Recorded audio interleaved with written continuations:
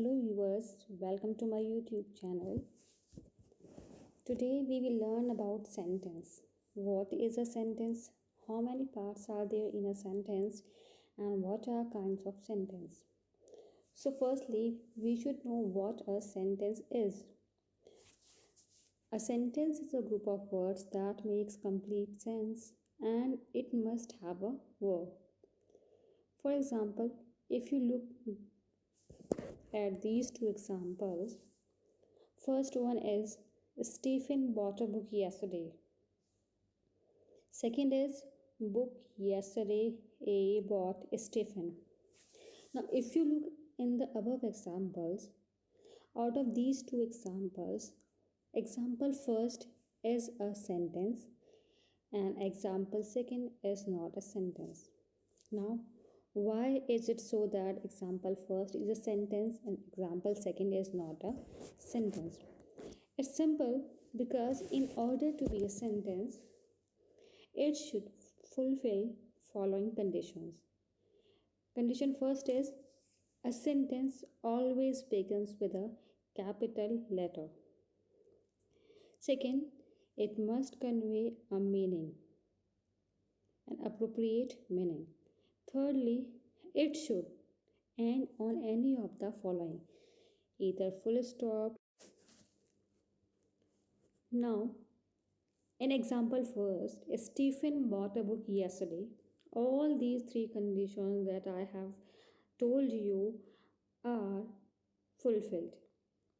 Stephen's S is capital, that means the sentence is beginning with capital letter.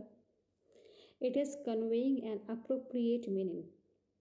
And thirdly, it is ending on the full stop.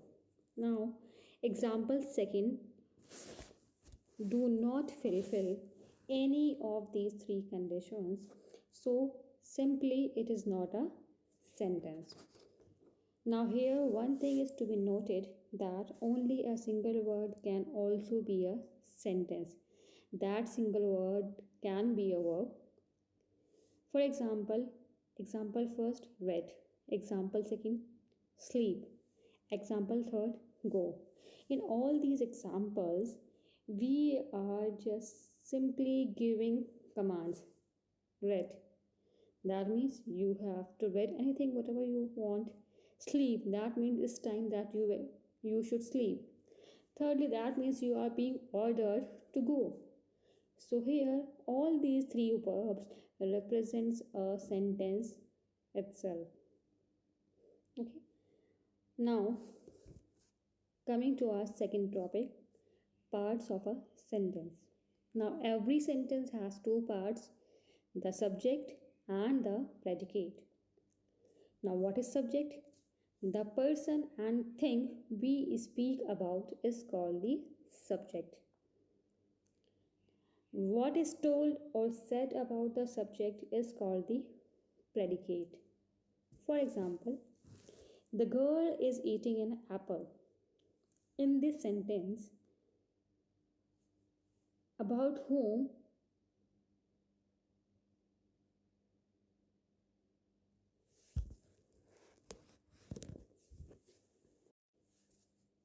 in this sentence, the girl is eating an apple. Now, if I ask, who is eating an apple? The answer is the girl, right? Now, what is the girl eating? Is eating an apple. So here is eating an apple is said about whom? About the girl. So the girl is the subject part. And what is she eating? Is eating an apple. So this is the predicate part. Right? Now, if we look at example second, the boy in blue cardigan is my cousin. Now, here, the boy in blue cardigan is a subject. Why is it so? Because we are talking about a specific boy that is wearing a blue cardigan. So, the boy in blue cardigan is the subject part. Is my cousin is the predicate part. Right? Now, let's move on to kinds of sentences. Basically, sentences are of four kinds: assertive sentence, interrogative sentence, imperative sentence, and exclamatory sentence. Now let's learn about assertive sentence. It states or says something. It is also called a declarative sentence. It always ends with a full stop. For example first, a pilot flies an aeroplane. Now, in this sentence, we are stating a fact that a pilot flies an aeroplane. So that means this is a declarative sentence. Example second, he sings very well. Now, here we are also stating that he sings very well. That means the boy sings very well. So, again, we are declaring about his specific quality. So, here it is also a declarative sentence. Now, second is interrogative sentence. As the name itself suggests, interrogative sentence. A question sentence asks a question. It is also called an interrogative sentence.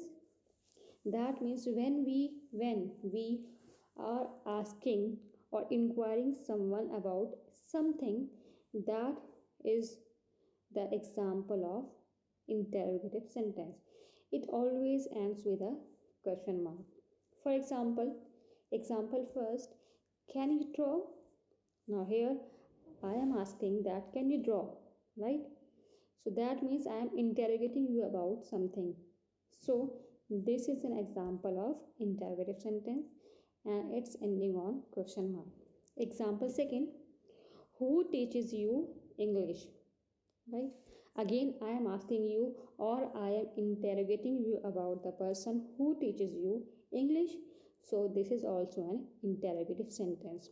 Now, in interrogative sentence, we can get answer either in yes or no or a sentence itself, depending on the type of the question or interrogation. Now, moving on to third, imperative sentence. Now, imperative sentence expresses a command, request, or an advice. Right? For example, come inside. That means you are commanding that come inside. So it is an imperative sentence. Right? Now, example second, give me a glass of water, please. Now, here, since we have added the word please, so that means you are requesting. Again, request is also an example of imperative sentence. Example third, brush your teeth regularly. Now, here you are advising, you are giving advice. Again, as we know that advice is also an example of imperative sentence. So, this sentence is also an example of imperative sentence. So, basically, when we give advice or request someone, okay, or command or order someone, so those are the categories of imperative sentence. An imperative sentence ends in full stop, right?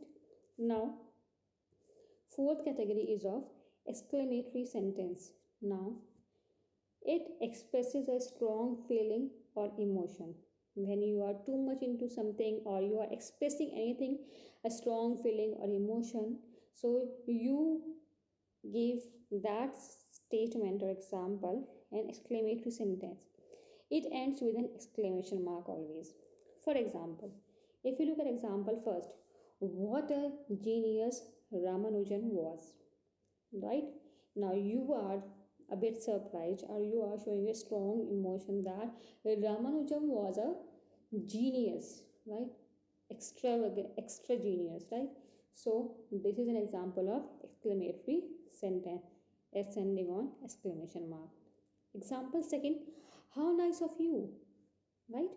That means you are surprised someone, you see someone's painting or you see their out of the world behavior or you see their grounded nature and you gives them a compliment, how nice of you. So again here you are showing your strong emotion, so this is also an example of exclamatory sentence and it is also ending on exclamation mark. Now if you look here, I have told you that there are four kinds of sentences, right? Here I have written fifth one also, optative sentence, right? In some books you will find optative sentence, and in some you won't find optative sentence. The reason is because optative sentences expresses wish, prayer, hope, desire, etc., and it ends with an exclamation mark.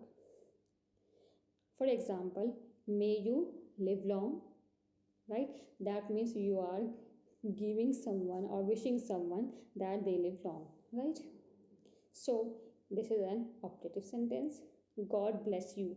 Again, you are wishing someone that God bless you. So again, you are wishing, so it's also an example of optative sentence, and it also ends with exclamation mark.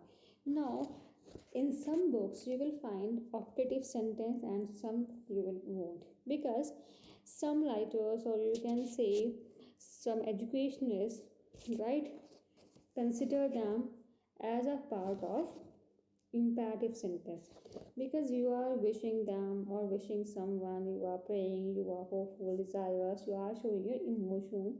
So they combine them, actually one form of combine them into the uh, this one, your imperative sentences. So optative sentences are same. So that's all with today's topic. Hope you like it, hope you enjoyed it, hope it cleared your doubts, and hope you get all what I wanted to explain. Do let me know in the comment section that what else you want to learn, or if you have any query you can give or put your comment in the comment section. I will try to answer as much as I can. Till then, have a good day.